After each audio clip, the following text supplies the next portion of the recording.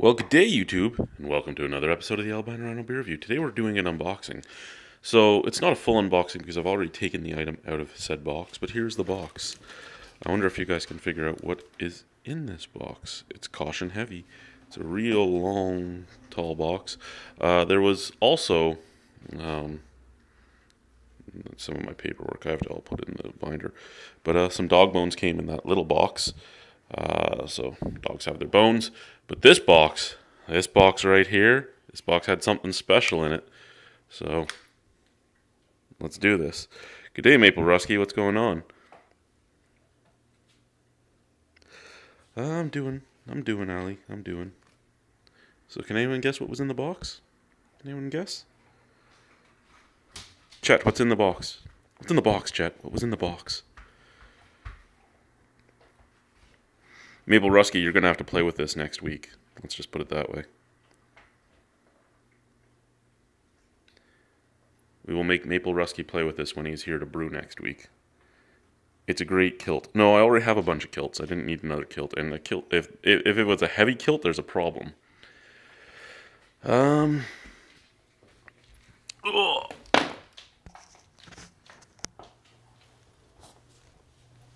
Oh. Hey, Helgs. Here is an idea.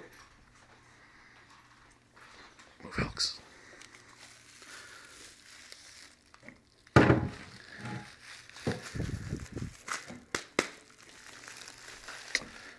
Let's do this.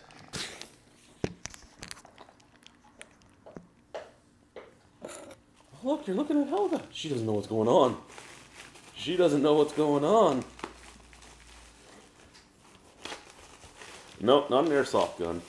Not an airsoft gun at all. Just using the knife here.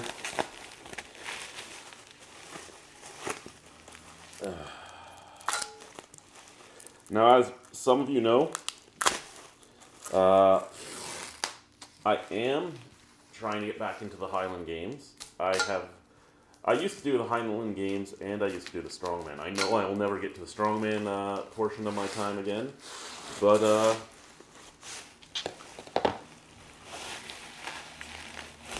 I am scheduled to compete in 3 different Highland games, and I will have to buy that equipment at some point. This isn't quite that. Move, Helga. I don't want you to get cut, okay? This is a blind guy moving a knife, and not just an any knife, it's a claw knife. Back up. So, today's package, and it will help with the proper movements because it is the right weight, even though it's not the right measurements, is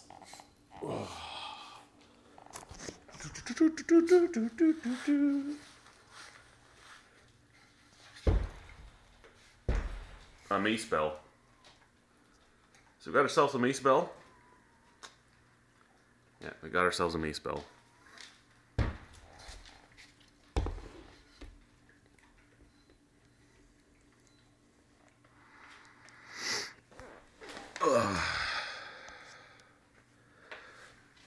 So, the mace bell, much like the Persian clubs, it was used to do shoulder strength and stabilize your muscles and other muscles that wouldn't normally get used. So, it's only a 20-pound mace bell, but when you actually use it and you're holding it at the fucking end, it feels a lot heavier than a 20-pound mace bell. Now, the hammers you throw in the Highland games are 22 and 28 pounds.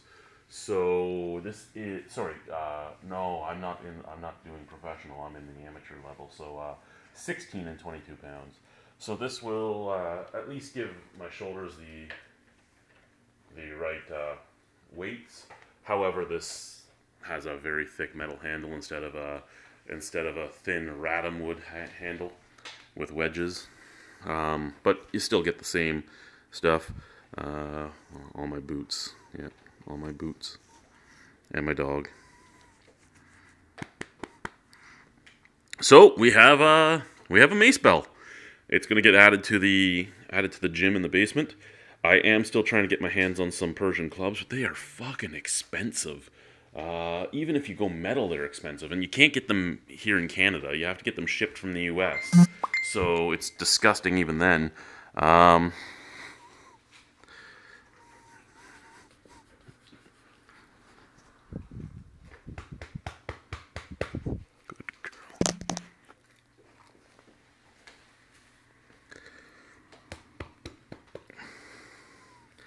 yeah, this will do for now. I've been looking at the metal clubels, and I've been looking at the actual meals, the Persian clubs.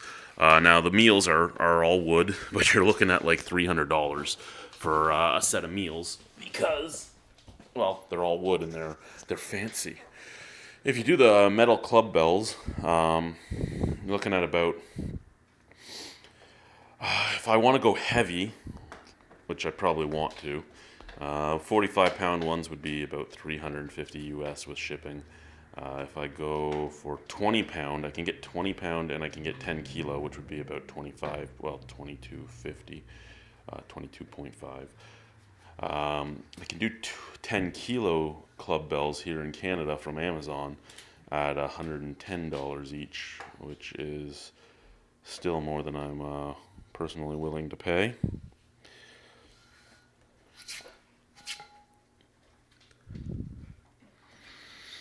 But hey, we got the mace bell. There you go. So I'm going to, I think, do a online workout one day with this. I used to use mace bells. I never used Persian clubs. Chet actually introduced me to Persian clubs. I can't say I've really used them. I've used this, which is somewhat like that, just not the same. But I might do some mace workouts sometime soon. Trying to turn the camera around here. There we go. Because it's not something a lot of people do. So, oh fuck, there's the double chin. There we go. Angles. It's funny because I'm the thinnest I've been in 19 years. But my fucking face looks disgusting. Yeah, so a lot of people don't use these. So I might actually do some videos using them. But it is what it is. It's great to have them. What the hell is that? Oh, Chris Robinson. Why would I want to club a Persian? Why wouldn't I? No,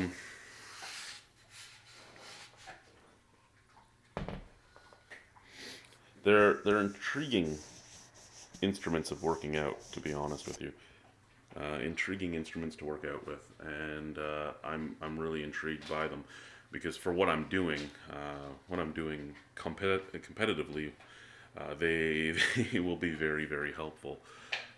My shoulders are already strong, but I don't have the greatest rotational strength, and the rotational strength is what I'm going to need for like the Briner stone, because the Briner stone you're not actually allowed to move. Your feet have to be planted, and it's full on your core, your legs, and your shoulders for the Briner stone, because it's basically a shot put without moving.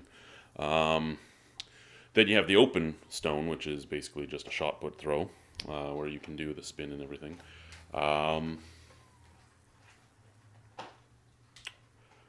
Then you have the sheaf throws. I don't think I'm going to compete in the sheaf throws. The sheaf throws would be the throwing of the bale of hay. You have the hammer throws. Again, this hammer is, well, this mace, I can practice the movements, but I'm not really going to be able to practice the throw with this because first off, the grip is a lot wider and it's a lot taller. Now a proper hammer for, one second, let's change this around. There we go. A proper hammer for Highland Games hammer throws would come to about here. So it's a lot longer than a proper hammer.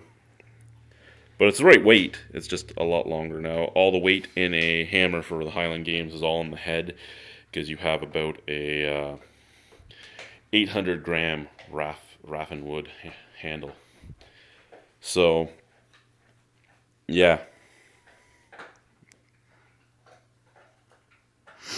I do not speak Russian at all. Don't read it either. So yeah, excited to play with this. Like I said, I'll probably do some workout videos with it. I'll probably have to do them outside, so I'll have to wait till it's nice out, because my basement ceiling is not high enough for proper rotations with this guy. I can do a lot of the exercises here in the house. I can't do the rotational exercises here in the house. And I can't do the rotational exercises to mimic throwing the hammer. It isn't nice out. It's cold out. The good thing about it right now is all the dog shit that's now exposed from the melted snow is still frozen, so it's easy to pick up. But yeah, so I'll probably have to do this outside for the full over the head rotational rotations, as if you're throwing the hammer. Good day, Dave. What's going on, sir? But yeah, so this was actually funny to find on the porch too. I didn't think it was going to come this fast. I ordered it yesterday, and I always do free shipping. Because when I order from Amazon, Amazon has two warehouses, right? They have a warehouse in Canada. They have two main warehouses. They have a warehouse in BC, and they have a warehouse in Mississauga. So the warehouse in Mississauga, if they ship it by any time before 11 p.m., it's going to be at my house the next day. As long as it gets to Stony Creek by 5 a.m., it's going to be in Niagara that same day. So I always pay for free. I always do free shipping. I don't pay for my shipping because there's no use in it anyway. Because basically, if I pay for 1 day shipping, and I don't pay for 1 day shipping, I might still get the product. It all matters how much of a backlog they have, right? Because when you do free shipping with them, they basically put your order to the back of the list and say, hey, we have 3 days to package this up and ship it out. It doesn't matter.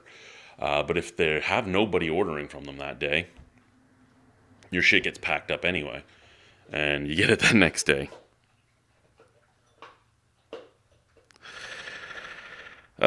Greg, yes, but with you.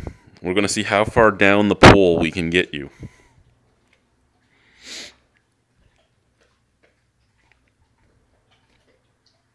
But yeah, so that was my package. Which end? We'll start with this end. We'll see how far in we can get it. So basically, it's not the best designed mace bell. You can get better. It's basically a ball welded to a pipe with some hand grips on it. Whichever end you want, Greg. Whichever end you want. So yeah, again, there we go. That's what we have. That's our unboxing. And the bones the dogs are chewing. But you didn't get to see that because I opened that first. Actually, the bones the dogs are chewing also I got a dog toy, the 4 bones, and for $5 I bought all 4 Critters movies because I had Critters 1. I didn't have the rest of them. And I figured for $5 I might as well get all 4 of them. So there we go. Anyway, guys, I'm probably going to go do some gaming in a little bit. So if you want to join for that, you're more than welcome. Probably in about 15 minutes, I have to take the dogs out for a quick run around the block. Too cold for the boxer to be out for a long period of time, but because it's like -8 out now, which isn't that bad, but boxer has no hair. And he's not like me, and I completely and utterly deny putting coats on animals, so we'll go for a quick jaunt around the block. We do about 5 of those on cold days because that's all he really can do, and then I'll come back and do the gaming. So thank you guys for watching, and bye-bye.